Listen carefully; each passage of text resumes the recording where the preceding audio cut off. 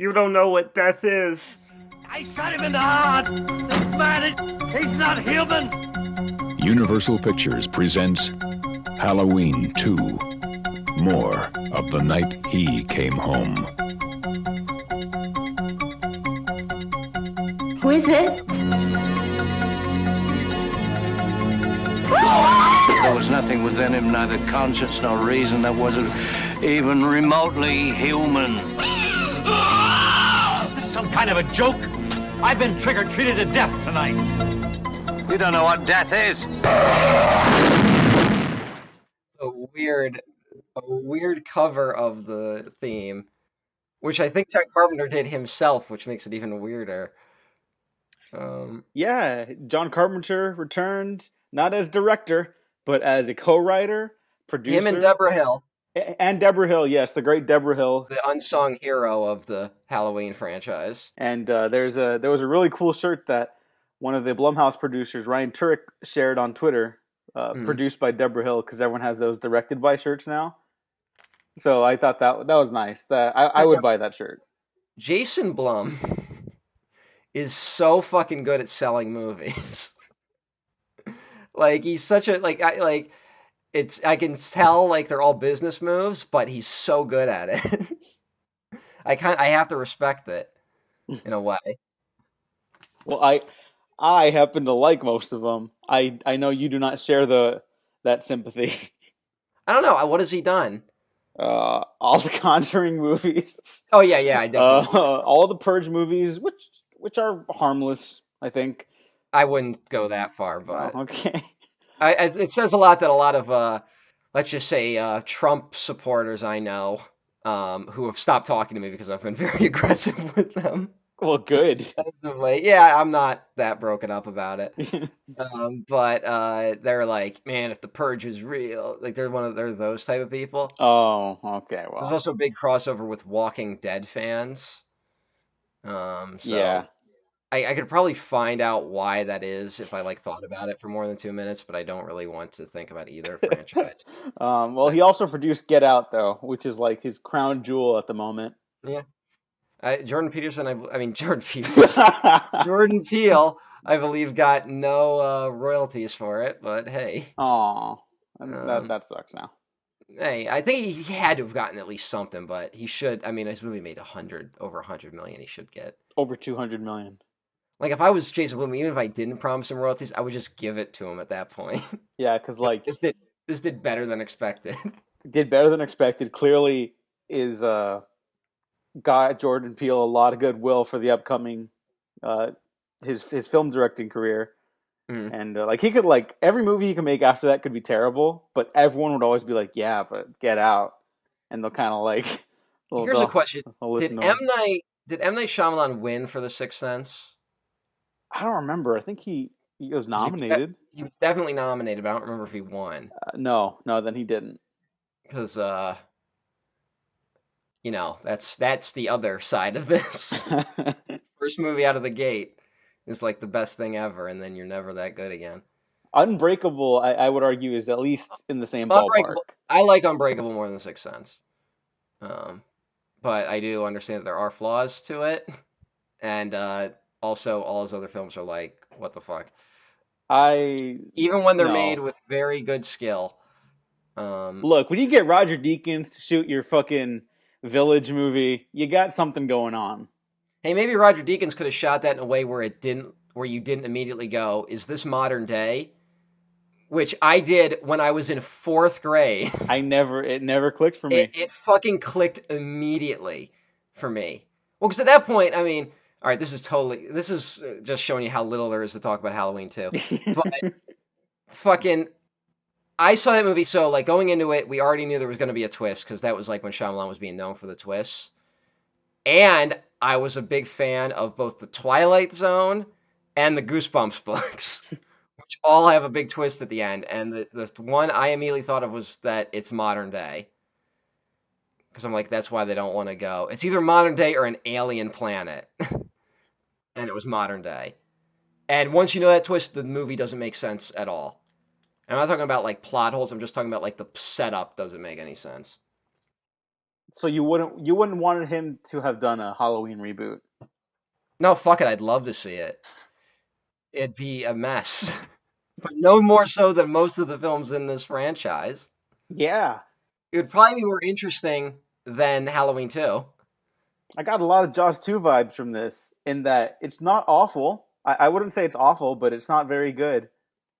It's It's just a solid slasher film. yeah. If for a slasher movie, for a straight up slasher, I'd say it's more entertaining than Jaws 2. Dean Cundey No, returned to I'd shoot rather it. watch. I'd rather watch Jaws 2. Yeah, oh, interesting. Jaws 2 has Roy Scheider in it.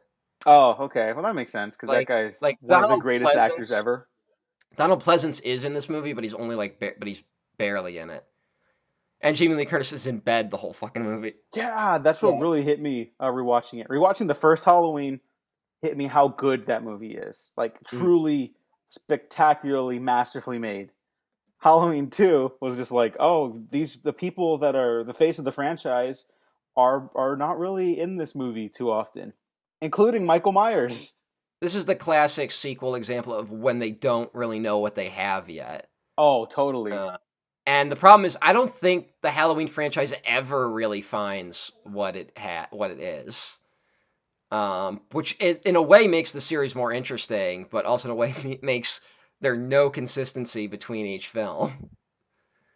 Yeah, I mean, it's a gift and a curse because then you can get something really weird and kind of interesting in a couple of these movies.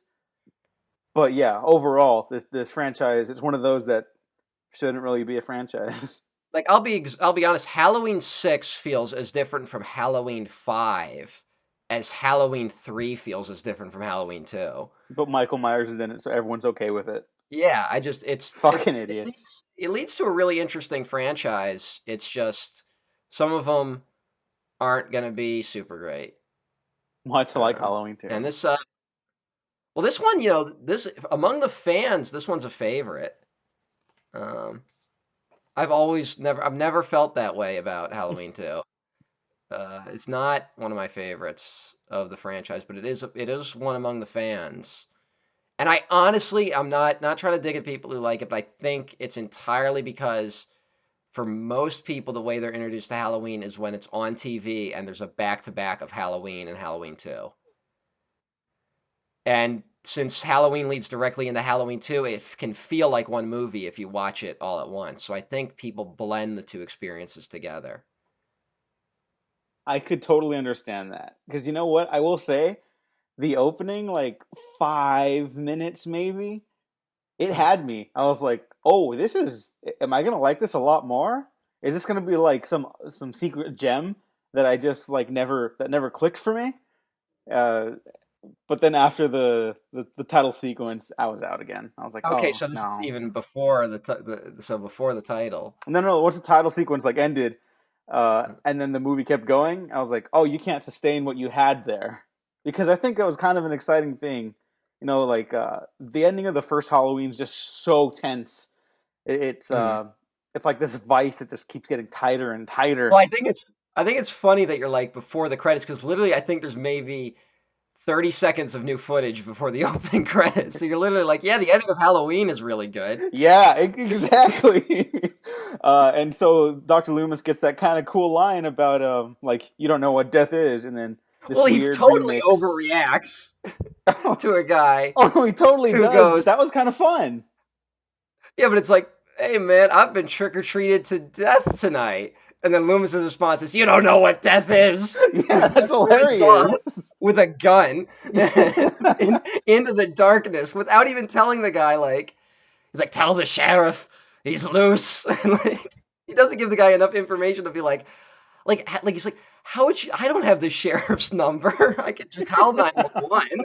Like, what the fuck, man? Yeah, like that. That's great. That was a really exciting way to get audiences kind of like back into this thing. And Yeah. then by the time they get to the Michael Myers cam, like they Mm. tried to like do a remix of the first opening to Halloween. I Yeah. was like, oh shit, this is not This for me at all. the whole opening is really like insulting almost. Because remember I talked about I think I did, maybe it's all in my head. Um, but we talked about how the POV, like the significance of the POV shot, where we are made to be the killer in the opening, and then we slowly reveal that the killer is a little boy. Like we don't know what's going on, and we slowly realize what's going on, and then we're made part of the violence that is happening, and then we realize that the violence is like the product of this innocent child. Like there's a lot of thematic stuff. There's a reason for that POV shot. It's not just the killer. We don't want to reveal who the killer is yet. Here, it's literally just, they remember how we did that cool POV in the first one? Here it is again with a ton of edits, so it's not really that impressive. But Yeah. um, Oh, and apparently, I don't mean to cut you off, but apparently there is a cut in the original opening to Halloween. there's like two There's two cuts. I don't see them though, so I'm Yeah, yeah. excited to go back and watch it again and When I like say look for them just for cuts, fun. when I say cuts, I do not mean like you know a hidden edit. I mean like we change the camera angle, we change the shot, literally. In this, like we do it like 3 times, and then we go back to the POV, and it's more like all right, yeah, POV, that's the thing, I guess. Um, and I don't think any of the later films do a POV shot, other than one more, but there's actually significance to that POV shot. Um, so we'll talk about that when we get to it. Can I ask you a question? Sure. What is the significance of the skull inside the pumpkin in the opening credits? I I couldn't tell you. I don't think anything in Like, this movie has like actual significance. I think they were trying to do something. Um, what that was, I do not know. Uh, and it wasn't that interesting for me to really dig deep into it for a podcast that 8 people will listen to. um, but Let alone for Halloween too. yeah, it's just um, like I was like, is it trying to say something about like the underbelly of this, like, because we learn a lot more about the characters in this one. I'm like, maybe they're trying to say there's something beneath the mask of Michael Myers, and I just like I don't know, whatever. And according to legend, John Carpenter wrote the first draft of this in one night with a 6-pack of beer. That's what I was gonna ask you about. Okay, that's all I've heard about the script for this movie. Well, that's the legend, but I think all that's really known is that Irwin Yablans was the producer of the first Halloween, and he got money from his buddy Mustafa Kad. Mustafa Kad liked the finished product of Halloween so much that he asked for his name to be put at the front, so it said a Mustafa Kad production, and that would eventually lead to the rights falling into Mustafa Kad's hands, which Irwin would regret later. Um, we should mention Mustafa Kad. His first film was a epic about the Prophet Muhammad. It's like multi-million-dollar epic film like Lawrence of Arabia, and then he did Halloween. So he's an interesting guy. He was eventually killed by a suicide bomber in 2005. Oh, Yeah, his son now controls the franchise. oh, Uh, all it's right. yeah, there's some interesting stuff. I told you I'd be able to bring up the war on terror in Yep. every episode. Um, so Irwin, he wanted to make a second one, and John Carpenter didn't really want to do it. And John Carpenter's like, "Hey, I want to make this movie called The Fog," and everyone's like, "Great, let's do it." And then John Carpenter made a deal with someone else to do The Fog, and everyone was like, "The fuck? Yeah, we were gonna make that movie." So then he's like, "I'm gonna sue you because I believe I actually have the rights to your movie, The Fog." And John Carpenter's like, "Well, how? Like, we don't want to deal with a lawsuit. How do we get out?" He's like, "You do Halloween 2, and then I'll let you go make The Fog." Oh, So that's what got him. That's what got John Carpenter and Debra Hill off the hook.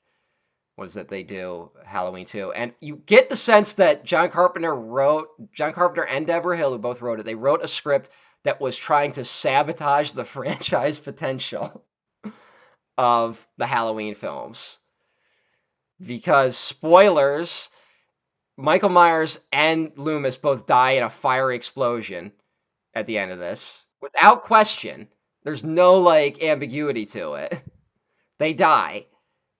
And we are introduced to this plot element that Michael Myers and Laurie Strode, like they're siblings, and that's why he's after her. Which means now the franchise is tied to Jamie Lee Curtis, who will never return until 20 years later. Yeah. You get the sense they were putting up a lot. They were trying to like be like, all right, we'll do it, but this is the end. Well, let's explain specifically why, because that does tie it to Jamie Lee Curtis, but that narrows Michael Myers' killing field significantly. It gives him a sole purpose, and Jamie Lee Curtis will not come back for 20 years. There was no universe at this point in time when Halloween 2 was made that anyone saw her coming back to this character or story when it was made. So Michael Myers will have no motivation. And before Michael Myers is blown up by Loomis, he's shot in the eyes twice. Like, it could just feel John Carpenter typing this out and being like, I'll give you Halloween 2, motherfuckers. Yeah. Like, your sequel, here's your fucking sequel. At the very least, he's blind now. So I will say that's kind of an interesting visual, like with the bleeding eyes before he blows up. That's like one thing I liked. I was like, that looks kind of neat for like a second, and then it moves on, so I don't care. I liked him swinging the knife around. Yeah. But I do not like that, again, in the opening, when Michael Myers kills his first victim, we get a close-up of Michael's face and a splatter of blood, which is when the violence starts to pick up in this franchise. And we can very clearly see Michael Myers' eyes in the mask. I thought that was a bad choice. I don't like... you shouldn't see his eyes that easily, and as often as you do in this film. Mostly because I don't think there's a purpose for it. It just looks kind of like another slasher victim now. Well, again, I don't think they don't know that Michael Myers is going to be this character, really. Like, they understand that they got to make a movie about him, but they don't realize like what made him work in the first one. It's like in Nightmare on Elm Street 2, Freddy like follows all sorts of rules in that one that he'll never follow again. And it's because they didn't know what Freddy Krueger was yet and what his motives were. And this, you kind of get a similar thing here with Michael Myers. And also to bring back the whole Laurie being Michael Myers' sister thing. You can almost get the vibe of like the one draft nature of this script, because really the reason why they make her the sister is because they have to somehow work Jamie Lee Curtis back into the story, like after she goes to the hospital. Now you could easily just go, well, he's still infatuated with her, so he still wants to kill her, so you don't need the sister thing. But you do need a reason for Dr. Loomis to go to the hospital to have the climax. And you don't have that unless you go like, hey, this is why you have to have a reason why he doesn't go there for the majority of the film, and then you have to have a reason why he suddenly decides to go there. And the reason he suddenly decides to go is because the nurse goes like, hey, there was a secret file. They're actually related. He's like, he killed one sister before, and now he's gonna kill another. And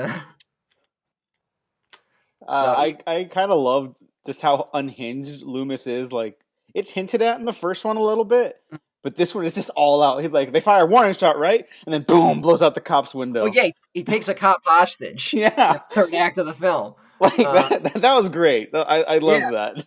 No, this is the one because he did shoot him 6 times, as he repeats throughout the film. And when that didn't kill him, that kind of broke him. Yeah. For the rest of the film, he's like, I shot him 6 times, but he's not a man. Yeah. Like, that's what the whole movie should have been. Just like him bumping into people across town. Like, it kind of is, but it never goes full on crazy. Or like you bump into like little kids coming home from Halloween and stuff like that, and he's like, he's here, and it's like fucking traumatizing them. Well, he does get an innocent man killed. Oh yeah. Whereas another man wearing a Michael Myers mask, which is actually a recurring thing in this franchise, is that there were fake Michael Myers walking around, because in this universe, the Michael Myers mask is just a Halloween mask that he stole from a store, you know? Yeah. So it's not. So they see another guy walking around with it, and Loomis is like, there he is!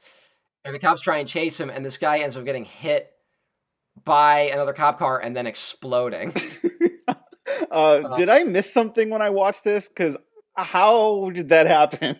I think the truck he hit was supposed to be full of something flammable, but hey, and Because it's he has to burn so they can't identify the body immediately. which It's that's amazing. I wish every movie was that overly complex about such a simple idea. Well, just think about like how subtle the first film is, and then we're like 15 minutes into this one, the guy gets slammed by a cop car and blows up. Like we're already in a different world. The Did you? pacing for like those first 15 minutes, even though I was kind of out of the movie by that point already, Mm, like I kind of had to find my own terms to enjoy it, uh, which isn't a positive, by the way. Yeah, The pacing was pretty good because it just kept chugging along. So I was like, all and right, it's just keep it's this fucking up. 90 minutes. Yeah, but then by the 60 minutes, I was like, all right, just fucking come on. Like it loses itself. It does lose its steam pretty quickly. That's usually something that happens when all your victims are faceless people who don't matter. But did you catch the name of the guy who got hit by the cop car? Not when he's hit by the cop car, but later. That's their drunken friend, right? That No, it's Ben Tramer, who they were trying to set Lori up with a date on in the first oh, movie. also John Carpenter really, really Yeah, just wanted to like fucking burn this all down. so fucking poor Ben Tramer. He fucking got set up with a date with a girl who is not interested, and they fucking got hit by a cop car. That's a fucking shit Halloween. Um, One time I was sick on Halloween and I was really bored. hmm. That is much preferable to this fucking night. I've got an interesting Halloween story. Um, when I was a kid, we had just moved to this new neighborhood, and I went out trick or treating, and they're walking up this poorly constructed front walkway. I fell and hit my head pretty hard, and I was my nose was bleeding, and I basically like it was my third house in, and I had to like turn around, Ouch. and so it fucked up the whole night. I have no memory of this. Like you'd think this would be like a traumatizing moment, but it wasn't. I do have pictures. I was dressed up as a clown, Oh, so there's a Halloween connection right there. Um, but my dad, not normally a sane, that doesn't tend to have sane responses to moments. The next day went over and dismantled this person's walkway, like brick by brick, took it apart and stacked it in their driveway. Um, so that was my dad's response to me tripping. He said he thought it was their fault. Um, so that's Halloween. Most of my Halloweens were spent with me and my friend trick or treating, and my dad and my friend's dad following us with a wagon with a cooler full of booze. And oh, that's the type of dad I want to be. yeah, that's he did a I don't know if he did a good job, but he did an interesting job as a parent. Um, so happy Halloween, everyone. Janet, go tell Mr. Garrett we're having trouble with the phones. There is no place to hide. He will always find you. What's this? It's a Celtic word. It means the Lord of the Dead.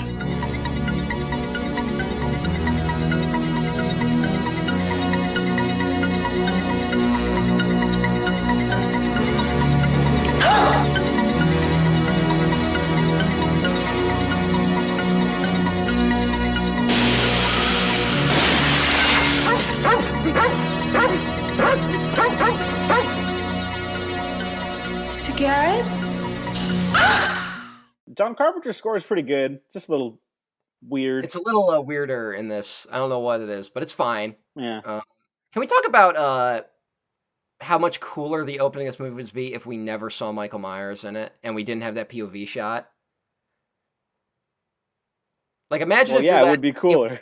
if we start the movie. No, if we just start the movie with that old couple and you like her like cutting the maybe do a POV shot with her as like a gag, like grabbing the knife, and then you reveal she's just fucking chopping vegetables, and you're like, oh, and then she gets distracted with the news report being like, breaking news, there's a murderer on loose in Haddonfield, and she walks away, and then she comes back, and there's no knife, and there's blood there. I think this movie would be really cool if you like barely saw Michael Myers. Like you don't even see him do the killings. Like people kind of just wander off and disappear. Kind of like what's his name? Knowles in The Thing. You know Oh what I'm yeah, talking yeah, yeah. about? Where he just kind of wanders off. I don't know. I think that would be a little spookier. Childs, what if we're wrong about him? Well, then we're wrong. Go watch The Thing, Go everyone. watch. The Thing is so fucking good. Yeah. That's the one movie I watch every Halloween, no matter what. I'll get home like at 11:30. I'll still watch it. It's good. That's It's my fucking, Halloween movie. It's fucking great, man. You know what? You know what's a great moment in The Thing? All of it. All of it. But a moment I really love is when they're doing the blood test scene and they're all tied up and McCready's like, "Let me show you what I already know." And he tests himself and Child's like, "Crock of shit." And then he goes, "Now let's test Clark." And he tests Clark, who McCready shot in the face, and nothing happens. And Childs goes, "That makes you a murderer, don't it?" Like, Childs just undercut his own theory just to fucking rub it in. It's McCready. Like, for 1 second, the blood test is bullshit, but now it works because it makes McCready look like an asshole. I love it. But no, this is another reason why I got those like heavy Jaws 2 vibes. Because they show the shark too much in that, it loses its power, it's not scary. And the same thing happens with Michael Myers here. He kills a lot of people in kind of fucked up ways, but none of it's scary. When you do see him, there's no element to him that's scary. He's not like hidden by shadows. He's not the pacing of his movements is just monster movie movements. There's nothing interesting with more of him. And even then it still doesn't feel like there's enough of him. So they kind of had to swing one way or the other, and it's just kind of up in the air.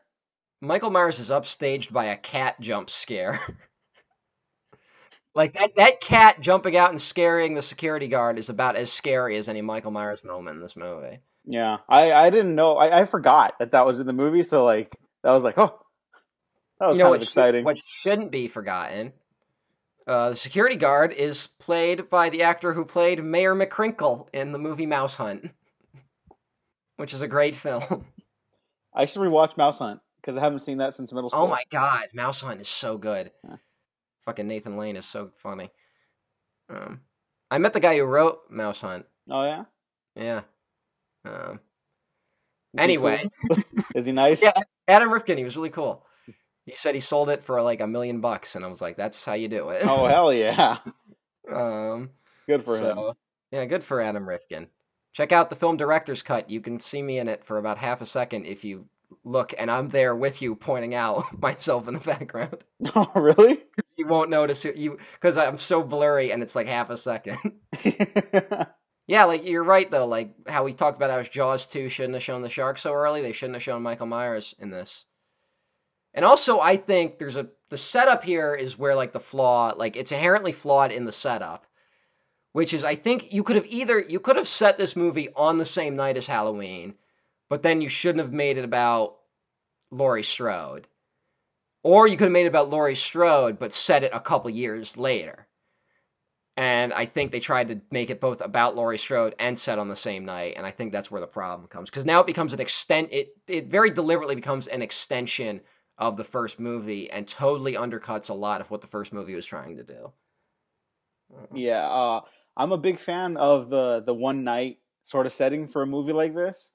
And to take it back to another faulty franchise for our discussion on AVPR, we talked about how the hospital becoming like this nightmare scenario was like visually interesting, and that's more interesting than the hospital in this movie. And now, I don't like AVPR.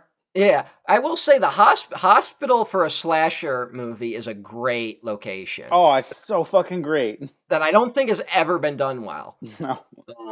Because, I mean, have you ever been in the hospital, like, overnight? Yeah. Yeah, like, it's fucking horrifying. It's fucking, it's all dark, because the hall lights have to be dark so they can keep your room dark so you can sleep, but then they're coming in every fucking 30 minutes to check your vitals, and it's a nightmare, and anyone could just come in. Like, there's a skeleton crew working all night, and if you saw the Killing of a Sacred Deer, yeah, which Yeah. really like did a good job at showing like how fucked up hospital hallways are. I mean, it hospitals, which seems like a perfect location, and instead there's like a hot tub murder in the fucking hospital. Yeah. Oh, the point where it's just like, oh, just a full on shot of women's breasts. The Like we're piece of just in breast. sleazy, trashy slasher territory by that point, which Yeah. is not the point of the first Halloween. Yeah, when you think about it, because like I remember when I was a kid, like my dad was one of those parents who like you can watch the most violent, depraved shit imaginable, but the moment there's any nudity, we have to stop. My dad was one of those parents, so but like when I rewatch it now, it's like the nudity in the first Halloween is so tame. Like there's a sex scene in it, but it's shot at a distance, and it's like the covers obscure everything, and it's more about the fact that Michael Myers is creepily watching it. And then when there is nudity in it, it's like so matter of fact. It's like it might as well be like her arm instead of her breasts that we're seeing, you know? Yeah. I'm talking about PJ Souls. And then like, Michael's sister in the beginning, if you're not like really looking for it, you won't notice anything. And here it's like there's a glory shot of these breasts. Yeah. It's Like like, come on, it, man. yeah. Like I don't Uh, know what this guy went on to direct, but I get the feeling that he didn't do very much. He went on to direct Halloween Resurrection. My point stands. Yeah, and he was married to the woman. I believe he was married to the woman who played the nurse in these films. Uh, the nurse, Dr. Loomis's nurse, who will pop up one more time in this franchise, I believe. Uh, During the Loomis trilogy, 4, 5, and 6. no, oh, is she in six? I don't know because I don't remember those movies. No, I do not. I'm talking about another one. Oh, okay, shit, I don't Uh, know. so we'll see. I should also briefly mention that Dino De Laurentiis distributed this. I saw that in the opening credits, and I was like, Just, oh shit. just so we can tie it into our other episodes. And also another throwback, fucking Lance Guest, the fucking last Starfighter, is in this. And he's also in Jaws the Revenge. So, Fuck, what the that's what fuck? it was. Because I remembered, I was like, Last Starfighter, what else was he in? We talked about it, and my brain couldn't connect them, and I didn't look it up. Well, that's why Last Starfighter, I brought it up last time, because the guy who played Myers directs The Last Starfighter. It's So, all fucking connected. it's all connected. We're on our MCU bullshit. Also, Dana Carvey is in this with no lines, I think. Wait, He's like, really? yeah, he's this news person's assistant. Oh, If you wow. watch, like, there's a scene where, like, I think it's the scene where everyone's surrounding the house where all the bodies are in. And there's a reporter, like, she's like, I want to get a shot of the crowd, and blah, blah, blah. And she's talking to a guy, and the guy's just like, yep, all right, we can do that. And that's Dana Carvey. That right there is where I think the movie almost veers into like an interesting territory where we're seeing the town react to like a killer on the loose. Yeah, they riot at the Myers house. Yeah, like you could do something interesting based on a movie around like a town having to deal with this over the course of like a night. You know, everyone's trying Well, to like just look out for their own, but the tensions are rising.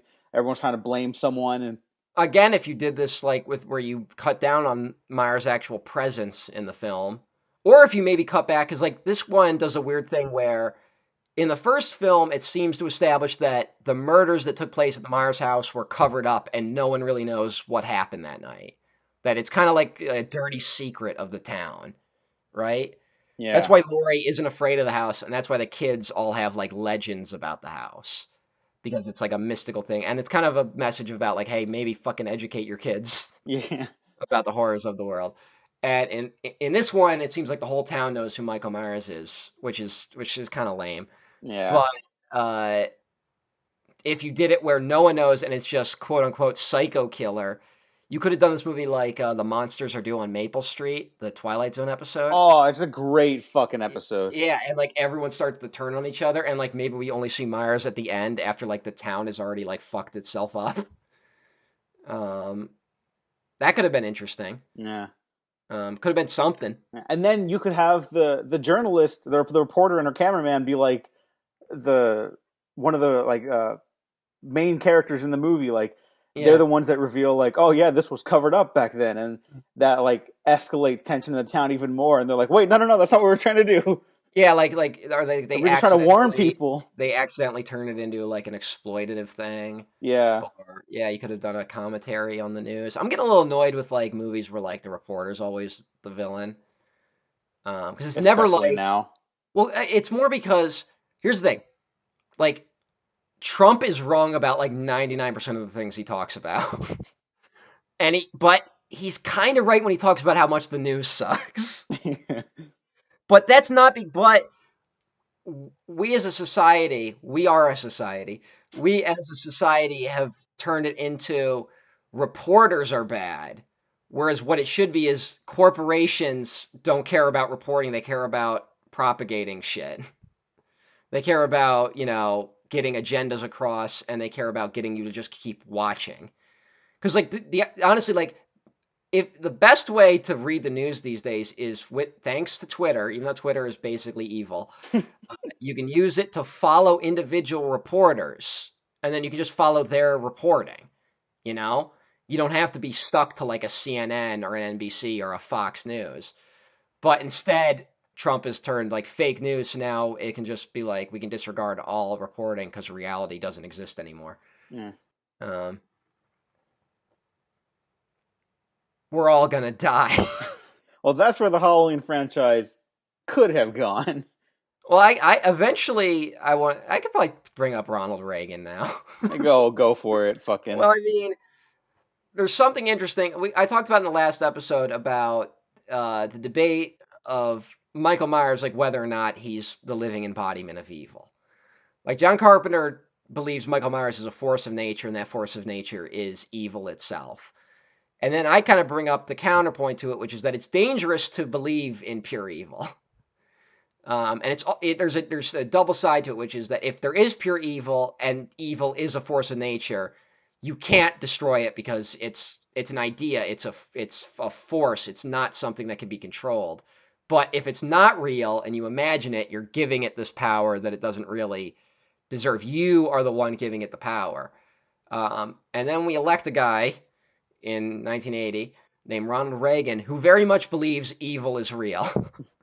And that it is personified by Russia and communism, and that it's totally okay to bring the world to the brink of nuclear annihilation, because we're the good guys, and good and righteousness and God is on our side, so he won't let us get into a nuclear war, because God understands that the atheistic Russians are evil. So there's Loomis kind of starts turning into like a proxy Reagan figure, among other things. He turns into Ahab, but I want to save that for Halloween 4. So there's my Reagan. There's bringing up some Reagan shit for this episode. I'm still on board with this the whole franchise about Loomis running up to fucking horrified children like covered in blood Oh yeah, and just warning them about this mysterious boogeyman. he's on the loose. Get inside, Ryan. Also, all right. Here's something I was like thinking while I was watching the first one. Loomis goes, "Hey, Michael Myers is back," and the sheriff's like, "Oh, we should warn the town." And Loomis is like, "No, then they'll see him on every street corner." And I'm like, "Fuck yeah!" Like, fucking cancel Halloween 1 year, like, and then no one dies. Like, yeah, like we can handle it. Like, just fucking. I mean, what they should do is be like, "Hey, there's a criminal on the loose. If you see anything suspicious, call the police." Don't let Loomis go on the air. Be like, "I met this child 16 years ago." Right? Like, don't let him give his speech on like, cause then everyone's gonna panic. No, see, that's where the tension could come from, where they're like, "Oh, okay, we gotta like plan it out and like have um, a written statement, something that won't terrify the town." He'll be like, "There's no time. There's no time. Evil has come to your little Yeah, town. and so that's where the tension comes from. So you have the investigative reporter trying to like make a statement. He's constantly in the middle of interviews, pulling out his gun and waving it around. Oh, that'd be amazing. Fuck, that should have been Halloween 3. Yeah. No, I take that back That should have immediately. been Rob Zombie's Halloween too. Oh, I don't want to get into that yet, but there is almost kind of like hints of that. It's more serious, obviously, but like, He has an interesting view of Dr. Loomis yeah, that I wish he had focused more on because I think that would have made a really interesting movie. yeah, I think he kind of falls in line with like what we see in Doctor Loomis more so than John Carpenter, maybe. I think most people start feeling that way as the franchise goes on. Yeah. Let's see what else. I already brought up Dean Cundy. I like him. Yeah. Uh, I that's think this is another example though of like you kind of need a good director to take advantage of a good cinematographer. Oh no, you totally do because like the images look fine. They look a little sharper, but I think that's just because Din Cundy looks fucking good, and this is a couple years later. And it doesn't look as cheap as it is. Like this is a $2 million movie. Yeah, no, it looks real good. Like the first Halloween, its cheapness isn't like it's not tacky cheapness. It's just like you could tell it was low budget. Yeah, you can But tell they even had then, $300,000. yeah, like Cundy and Carpenter put in work, so it's not a problem. And I don't know, but even then, it's still just like some stuff is too bright, like the way Michael Myers like hid in the shadows in the first one, and there's always just like the slightest hints of him being there, like your eyes could like make something else out that's not him, Hmm. or like that great shot of him in front of his house before he starts strolling towards Laurie. There are some cool shots in this where Michael Myers will just walk by really quickly in the background, and if you aren't looking for it, you won't see it. You know, Yeah, yeah, there's a couple of really interesting shots like that. It kind of reminds me of the ending of Rosemary's Baby a little bit, where like this most terrifying thing in the world is a bunch of old fuckers running around an apartment. Like nothing is scarier than like seeing people like scurry by in the background, and it kind of reminded me of that a little bit. I should talk about at the hospital. There's another weird moment where a kid shows up with a razor blade in his mouth. Do you remember this? The injured child. He's like dressed as a fucking pirate or some Oh shit. yeah, that's that what that was? I think he's got a razor blade in his mouth because that's the famous urban legend of if you like someone one time was bobbing for apples and there was a razor blade in the apple. Yeah, yeah, Um, Uh, and I'm like, is that like I was like, are they trying to make a statement about urban legends in this? Because like this is a world where like an urban legend is real, but yeah. like the razor blade and the apple thing isn't real. Like that never really happened. Like poison Halloween candy never really happened. It happened to one family, and it was the own family that did it to their kids. And it's not some fucking weirdo putting it in candy and then giving it out. I was actually surprised that the kid didn't come back, but I think I was still like in aliens mode. Like for every sequel, it has to be bigger. There has to be more of whatever monsters there are, and then there's probably a kid you got to protect at some point. But Hmm. that doesn't happen in this movie. It's just that one instance of the kid, and that's it. Yeah, kids don't become a thing again until until 4 and 5 and 3 kinda. Three. Well, three is 3 is they're about the hatred of children. 3 is fucking evil Willy Wonka, Yeah, which is awesome. yeah, it's really cool. I can't wait.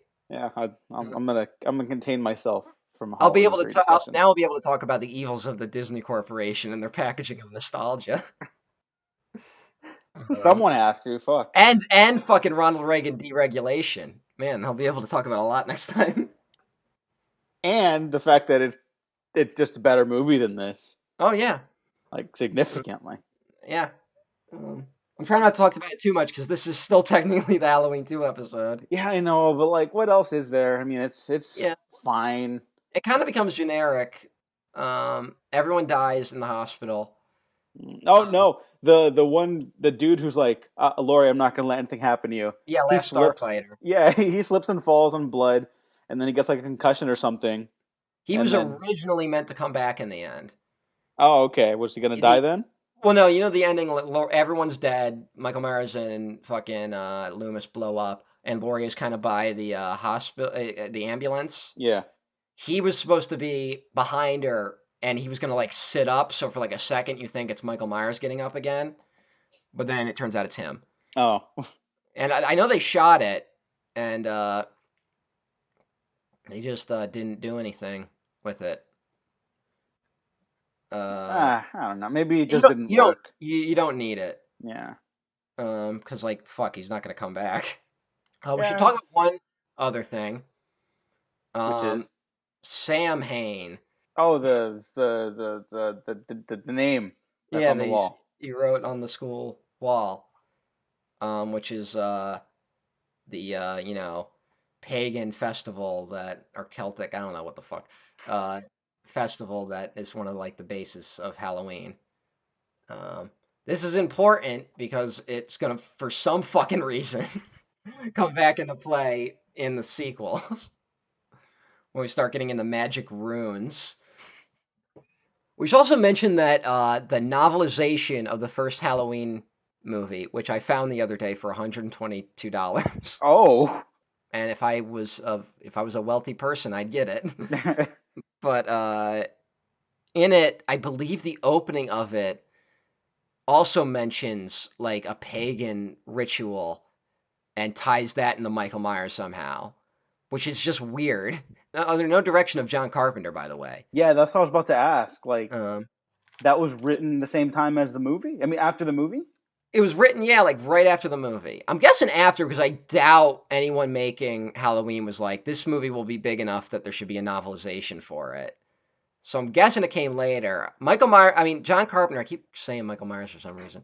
John Carpenter says that he's never read the novelizations and he doesn't know what's in them. But he would later hire the guys who wrote the guy who wrote the novelization under a pen name to write a Halloween 4 that was never made. Um, or Debra Hill hired him. Maybe Debra Hill's the one who had influence over the novelization.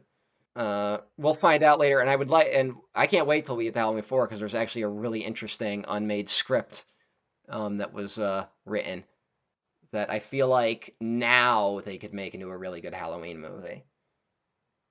Yeah, finally doing research on all these movies, I'm finding out like all these variations of like the different sequels, Hmm. specifically two with John Carpenter attached. And Hmm. like I've never been more interested in Halloween sequels than now. Oh yeah, yeah. So I Uh, can't wait to get to those. and Quentin Tarantino was involved in one, very That I briefly. did not know. Very briefly. It's unknown if he got past the like pitch stage, but when It's the like the wine Star Trek thing where he's like, I had an idea, and they're like, that's cool. And then like it just sat there. and now like like fucking every news website is like Tarantino's R-rated Star Trek still reportedly in production, and everyone else is like no. All right, this movie is fine. I really don't know how much else I could add to it. Is there anything else you can add to it, Matt? Hey, what's the deal with Lori going like, hey, don't put me under, and the doctor not even acknowledging her and putting her under? Oh yeah, that's super fucked up. Is this before we had like patients' rights? I Like, I don't know. I should have looked that up. I I should don't have know. too. A lot of stuff that like we consider like normal is like shockingly young. Like workers' rights or lack thereof, apparently. That whole idea of her being like at the behest of this institution and Hmm. like being drugged up for like the whole movie basically, that could have led to some other scary stuff. But it's just kind of like it's like one sequence where she's kind of tripping balls in the hallway trying to like regain composure, and then What's she sees weird? someone get murdered. Yeah. What's weird is like, you gotta remember Jamie Lee Curtis did like tons of other slasher films. Not tons, like she did like a handful more slasher films after Halloween. Like she did Prom Night and Terror Train. Terror Train is one of my favorites, which involves a guy dressed up like Groucho Marx killing people. Um, but oh god, that movie's so dumb. And there's a killer on a train, and she's in the fog, and so she's like game to do horror. And this was like she was like, all right, I'll do this, but it'll be my last horror film. I'm never doing another horror film after Halloween 2. And she's just in a bed the whole fucking time.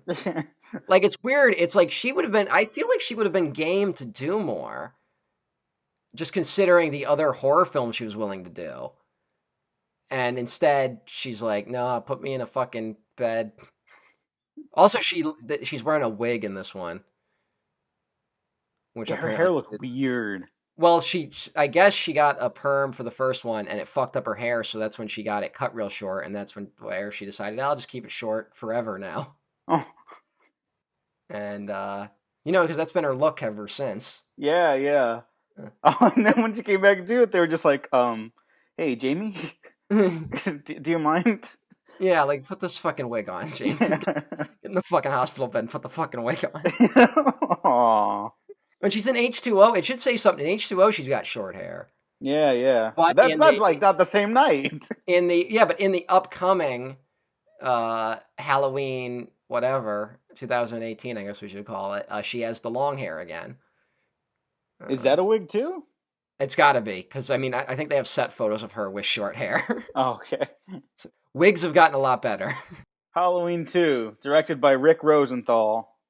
Matt, where can people find you before we go on another tangent about how we're all gonna die? Fucking look out for my obituary.